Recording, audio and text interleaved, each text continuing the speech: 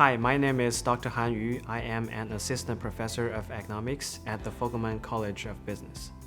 Today I'm going to talk about a piece of research I conducted, a very interesting topic about the Chinese Zodiacs. So in Chinese culture, we have 12 Zodiacs.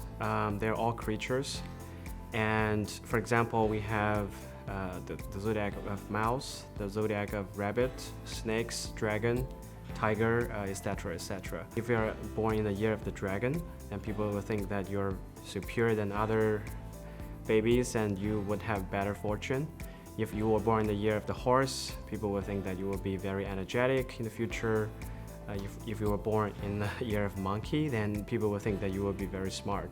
So every zodiac year is nice, but among these 12 different zodiacs, dragon is superior because of Chinese worship of dragons due to our ancient culture.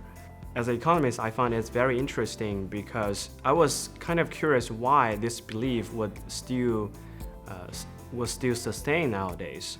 I wanted to figure out, first of all, whether the dragon babies were doing better actually than their peers who were born a year before or a year after, who were very similar in age and who were not likely to be biologically different.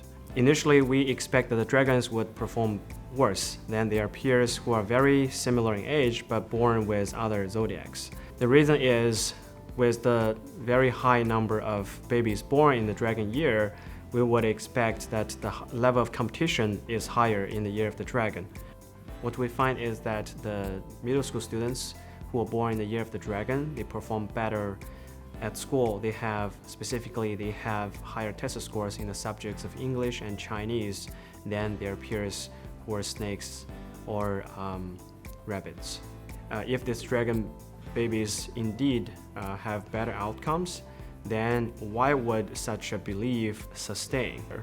Because biologically, we might not think that dragons are different from rabbits or snakes just because they were born in the year of 1988, for example.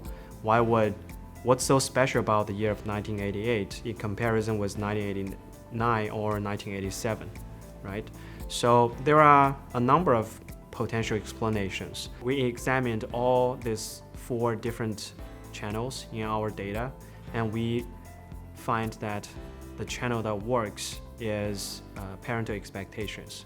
Specifically, what we find is that dragon parents, they have a higher level of expectations for their kids' educational attainment. They also have a higher expectation for their kids' career success in the future. So because this is a self-fulfilling story, I think our research does provide an idea that we should treat every kid as special as long as we believe in them, as long as we invest heavily on them.